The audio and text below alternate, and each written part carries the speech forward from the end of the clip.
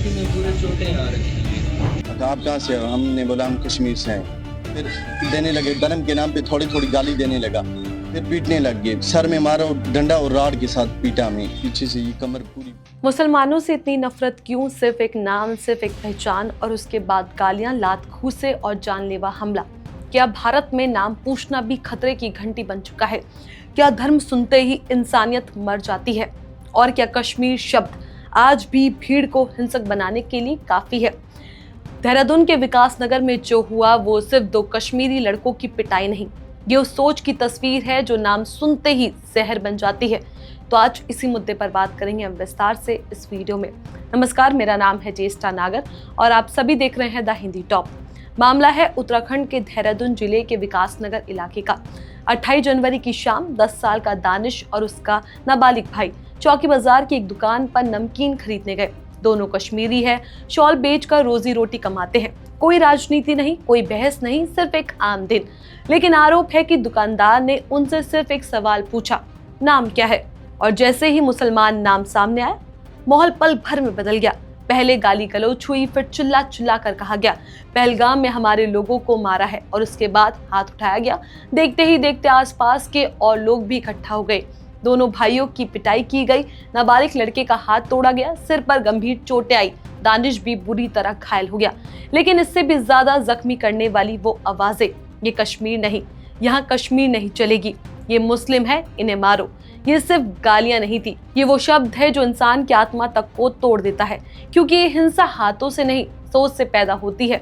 मामला बढ़ने पर पुलिस ने संजय यादव नाम के एक आरोपी को हिरासत में लिया। मेडिकल जांच कार्रवाई की गई, सीटी स्कैन हुआ। रिपोर्ट के आधार पर धाराएं बढ़ाई जाएगी। बाकी आरोपियों की तलाश जारी है। देहरादून के एसएसपी अजय सिंह ने कार्रवाई का भरोसा दिलाया। आगे आप सुनिए उन्होंने क्या क्या कहा।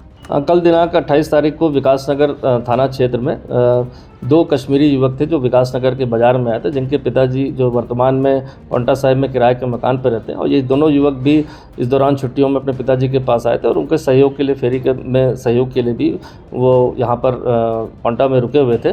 कल विकासनगर में एक दुकानदार से इनकी किसी बात को लेकर वहाँ पर कहासुनी हो गई, जिसमें दुकानदार द्वारा जो है उन पर हमला किया गया, जिससे वो इंजर्ड हुए थे।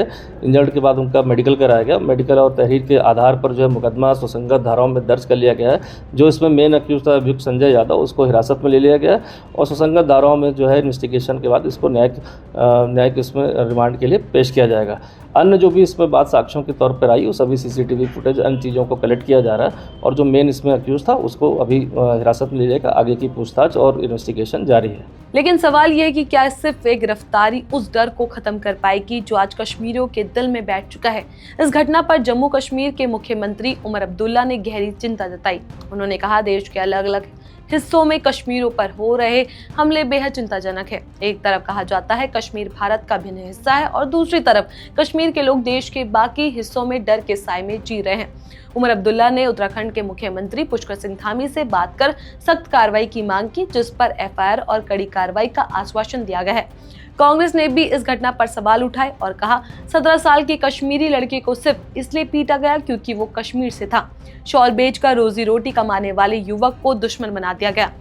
कांग्रेस का आरोप है कि समाज को बांटने वाली राजनीति ने नफरत को बढ़ावा दिया और ऐसे मामले 2014 के बाद लगातार बढ़ रहे हैं। और सच ये है कि कोई इकलौता मामला नहीं। 1 महीने पहले उत्तराखंड से एक वीडियो सामने आया जहां कश्मीरी व्यापारी से जबरदस्ती भारत माता की जय बुलवाई जा रही थी। 15 जनवरी को हिमाचल प्रदेश से भी कश्मीरी शॉल विक्रेताओं के साथ बदसलूकी की खबर आई। यानी पैटर्न साफ है, नाम, धर्म, कश्मीर, शक, गुस्सा, हिंसा।